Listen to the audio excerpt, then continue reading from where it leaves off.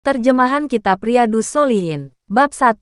Keikhlasan dan menghadirkan niat dalam semua perkataan dan perbuatan, yang terang-terangan maupun yang sembunyi-sembunyi. Allah Ta'ala berfirman, dan tidaklah mereka itu diperintahkan melainkan supaya sama menyembah Allah, dengan tulus ikhlas menjalankan agama untuknya semata-mata, berdiri lurus dan menegakkan salat serta menunaikan zakat, dan yang sedemikian itulah agama yang benar. Al-Quran Al-Bayyinah, ayat 5.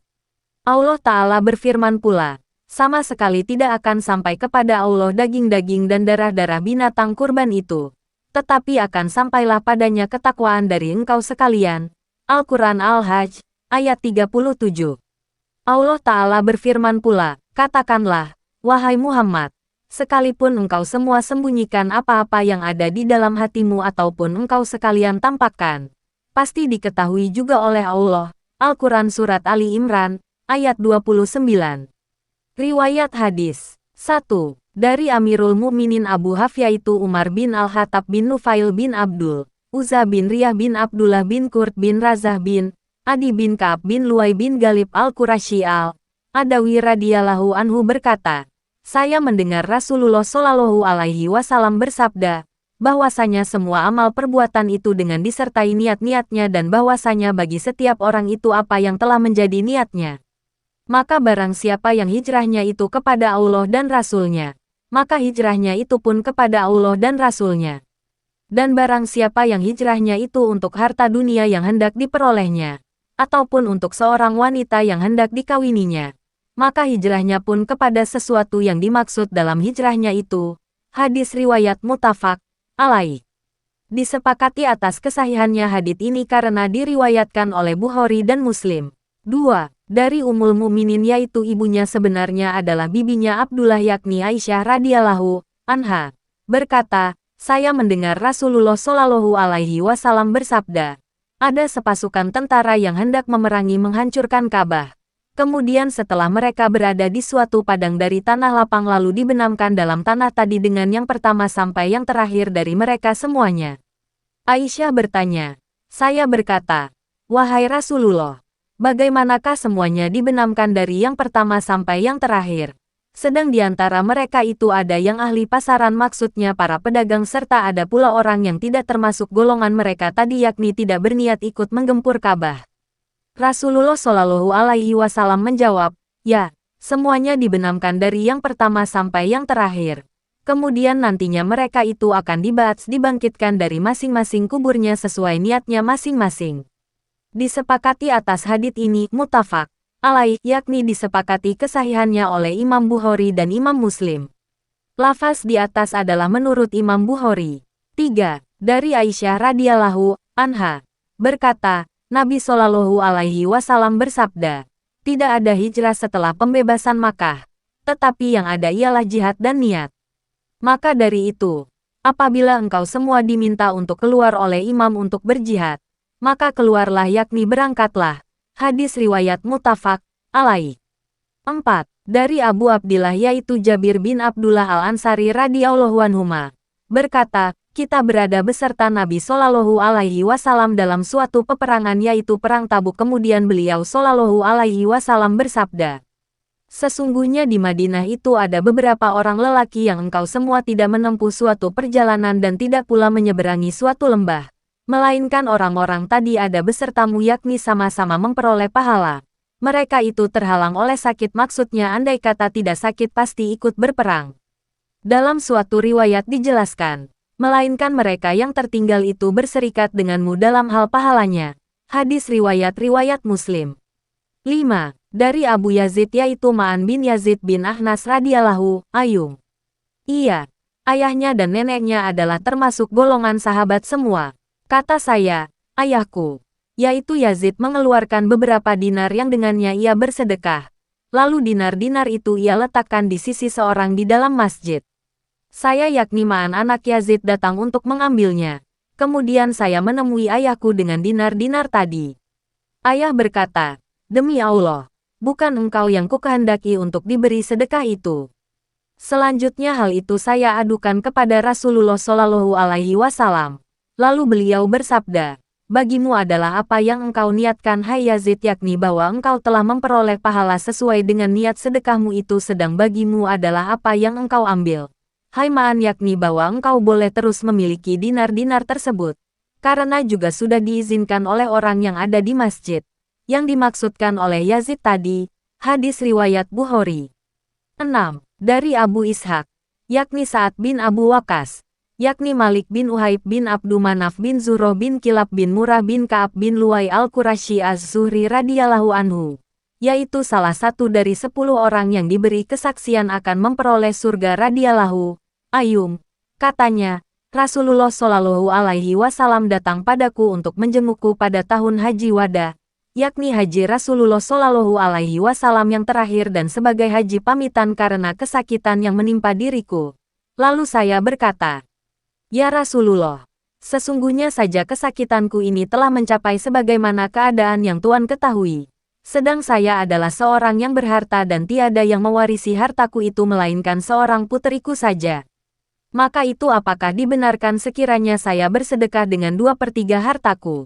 Beliau menjawab, "Tidak dibenarkan." Saya berkata pula, "Separuh hartaku ya Rasulullah." Beliau bersabda, "Tidak dibenarkan juga." Saya berkata lagi, "Sepertiga." "Bagaimana ya Rasulullah?" Beliau lalu bersabda, "Ya, sepertiga boleh dan sepertiga itu sudah banyak atau sudah besar jumlahnya. Sesungguhnya jikalau engkau meninggalkan para ahli warismu dalam keadaan kaya, maka itu adalah lebih baik daripada engkau meninggalkan mereka dalam keadaan miskin meminta-minta pada orang banyak. Sesungguhnya tiada sesuatu nafkah yang engkau berikan dengan niat untuk mendapatkan keridaan Allah, melainkan engkau pasti akan diberi pahalanya, sekalipun sesuatu yang engkau berikan untuk makanan istrimu." Abu Ishaq meneruskan uraiannya. Saya berkata lagi, "Apakah saya ditinggalkan di Makkah setelah kepulangan sahabat-sahabatku itu?" Beliau menjawab, "Sesungguhnya engkau itu tiada ditinggalkan. Kemudian engkau melakukan suatu amalan yang engkau maksudkan untuk mendapatkan keridaan Allah, melainkan engkau malahan bertambah derajat dan keluhurannya. Barangkali sekalipun engkau ditinggalkan karena usia masih panjang lagi, tetapi nantinya akan ada beberapa kaum yang dapat memperoleh kemanfaatan dari hidupmu itu ya. Ini sesama kaum muslimin, baik manfaat duniawiyah atau urawiyah, dan akan ada kaum lain-lainnya yang memperoleh bahaya dengan sebab masih hidupmu tadi, yakni kaum kafir. Sebab menurut riwayat Abu Ishaq ini tetap hidup sampai dibebaskannya Irak dan lain-lainnya. Lalu diangkat sebagai gubernur di situ dan menjalankan hak dan keadilan. Ya Allah, sempurnakanlah pahala untuk sahabat-sahabatku dalam hijrah mereka itu, dan janganlah engkau balikkan mereka pada tumit-tumitnya, yakni menjadi murtad kembali sepeninggalnya nanti." Tetapi yang miskin rugi itu ialah Sa'ad bin Haulah. Rasulullah Shallallahu Alaihi Wasallam merasa sangat kasihan padanya sebab matinya di Makkah. Hadis riwayat muttafaq alaih. 7. Dari Abu Hurairah, yaitu Abdurrahman bin Sakar radhiyallahu anhu. Katanya, Rasulullah Shallallahu Alaihi Wasallam bersabda, "Sesungguhnya Allah Ta'ala itu tidak melihat kepada tubuh-tubuhmu, tidak pula kepada bentuk rupamu, tetapi Dia melihat kepada hati-hatimu sekalian." Hadis riwayat Muslim. 8. Dari Abu Musa, yakni Abdullah bin Qais al-Asy'ari radhiyallahu anhu. Katanya, Rasulullah Shallallahu Alaihi Wasallam ditanya perihal seorang yang berperang dengan tujuan menunjukkan keberanian. Ada lagi yang berperang dengan tujuan kesombongan, ada yang artinya kebencian, ada pula yang berperang dengan tujuan pamer menunjukkan pada orang-orang lain karena ingin berpamer. Manakah di antara semua itu yang termasuk dalam jihad fisabilillah? Rasulullah Shallallahu Alaihi Wasallam menjawab, barang siapa yang berperang dengan tujuan agar kalimat Allah, agama Islam itulah yang luhur, maka ia disebut jihad fisabilillah. Hadis riwayat muttafaq alaih. 9. Dari Abu Bakrah, yakni Nufai bin Haris as-Sakafi radhiyallahu anhu, bahwasanya Nabi Shallallahu Alaihi Wasallam bersabda, apabila dua orang muslim berhadap-hadapan dengan membawa masing-masing pedangnya dengan maksud ingin berbunuh-bunuhan, maka yang membunuh dan yang terbunuh itu semua masuk di dalam neraka. Saya bertanya, ini yang membunuh patut masuk neraka, tetapi bagaimanakah halnya orang yang terbunuh, yakni mengapa ia masuk neraka pula? Rasulullah Shallallahu Alaihi Wasallam menjawab, karena sesungguhnya orang yang terbunuh itu juga ingin sekali hendak membunuh kawannya. Hadis riwayat muttafaq alaih. 10. Dari Abu Hurairah radhiyallahu anhu. Katanya, Rasulullah Shallallahu alaihi wasallam bersabda, salatnya seorang lelaki dengan berjamaah itu melebihi salatnya di pasar atau rumahnya secara sendirian atau munfarid dengan 20-3-9 tingkat derajatnya. Yang sedemikian itu ialah karena apabila seorang itu berwudu dan memperbaguskan cara wudunya, kemudian mendatangi masjid, tidak menghendaki ke masjid itu melainkan hendak bersalat. Tidak pula ada yang menggerakkan kepergiannya ke masjid itu kecuali hendak salat. Maka tidaklah ia melangkahkan kakinya selangkah kecuali ia dinaikkan tingkatnya sederajat dan karena itu pula dileburlah satu kesalahan daripadanya yakni tiap selangkah tadi sehingga ia masuk masjid. Apabila ia telah masuk ke dalam masjid, maka ia memperoleh pahala seperti dalam keadaan salat. Selama memang salat itu yang menyebabkan ia bertahan di dalam masjid tadi. Juga para malaikat mendoakan untuk mendapatkan kerahmatan Tuhan pada seorang dari engkau semua, selama masih berada di tempat yang ia bersalat di situ.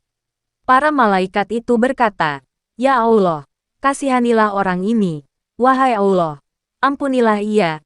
Ya Allah, terimalah taubatnya.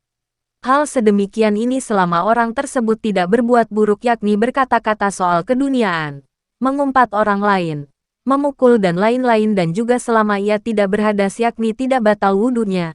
Hadis riwayat muttafaq alaih. 11. Dari Abul Abbas, yaitu Abdullah bin Abbas bin Abdul Muthalib, radhiyallahu anhuma dari Rasulullah Shallallahu alaihi wasallam dalam suatu uraian yang diceritakan dari Tuhannya Tabaraka wa Ta'ala. Hadis semacam ini disebut hadits qudsi bersabda, sesungguhnya Allah Ta'ala itu mencatat semua kebaikan dan keburukan. Kemudian menerangkan yang sedemikian itu yakni mana-mana yang termasuk hasanah dan mana-mana yang termasuk sayyi'ah. Maka barang siapa yang berkehendak mengerjakan kebaikan, kemudian tidak jadi melakukannya, maka dicatatlah oleh Allah yang Maha Suci dan Tinggi sebagai suatu kebaikan yang sempurna di sisinya. Dan barang siapa berkehendak mengerjakan kebaikan itu kemudian jadi melakukannya, maka dicatatlah oleh Allah sebagai 10 kebaikan di sisinya. Sampai menjadi 700 kali lipat, bahkan dapat sampai menjadi berganda-ganda yang amat banyak sekali.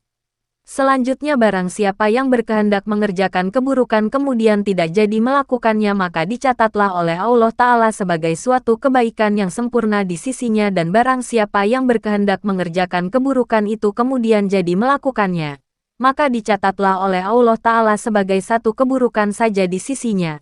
Hadis riwayat muttafaq alaih. 12. Dari Abu Abdurrahman, yaitu Abdullah bin Umar bin Al-Khattab radhiyallahu anhuma.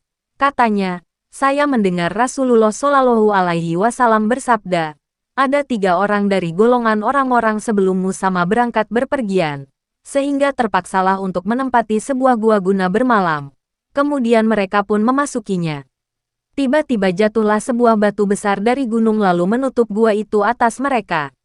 Mereka berkata bahwasanya tidak ada yang dapat menyelamatkan engkau semua dari batu besar ini melainkan jikalau engkau semua berdoa kepada Allah Ta'ala dengan menyebutkan perbuatanmu yang baik-baik. Seorang dari mereka itu berkata, Ya Allah, saya mempunyai 2 orang tua yang sudah tua-tua serta lanjut usianya dan saya tidak pernah memberi minum kepada siapapun sebelum keduanya itu, baik kepada keluarga ataupun hamba sahaya. Kemudian pada suatu hari amat jauhlah saya mencari kayu yang dimaksud daun-daunan untuk makanan ternak. Saya belum lagi pulang pada kedua orang tua itu sampai mereka tertidur. Selanjutnya saya pun terus memerah minuman untuk keduanya itu dan keduanya saya temui telah tidur.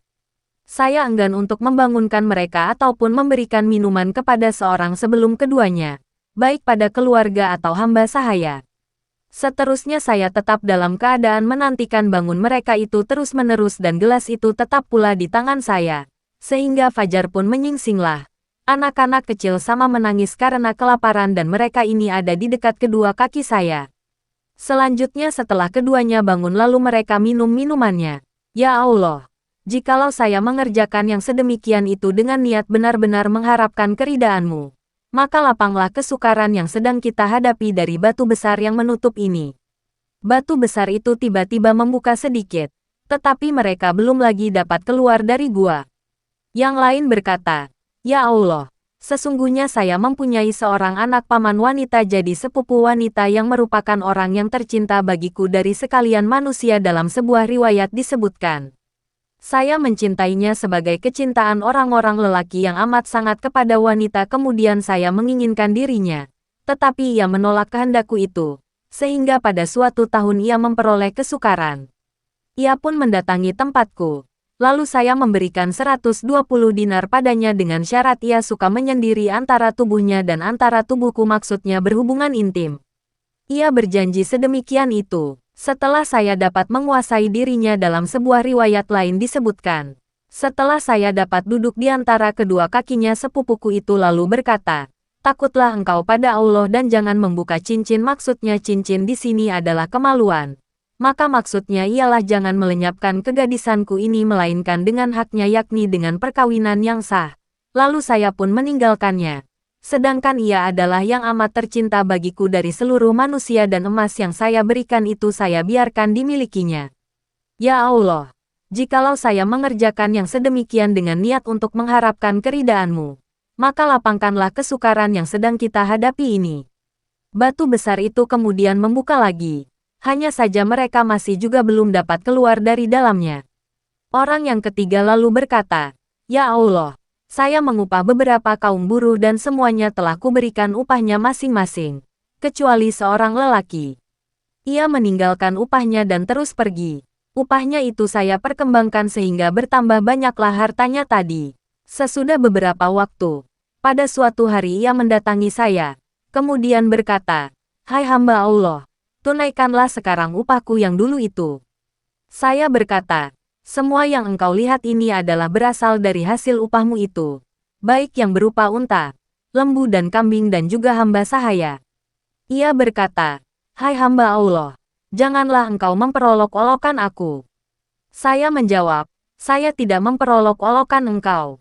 Kemudian orang itu pun mengambil segala yang dimilikinya. Semua digiring dan tidak seekor pun yang ditinggalkan. Ya Allah, jikalau saya mengerjakan yang sedemikian ini dengan niat mengharapkan keridaan-Mu, maka lapangkanlah kita dari kesukaran yang sedang kita hadapi ini. Batu besar itu lalu membuka lagi dan mereka pun keluar dari gua itu. Hadis riwayat muttafaq alaih.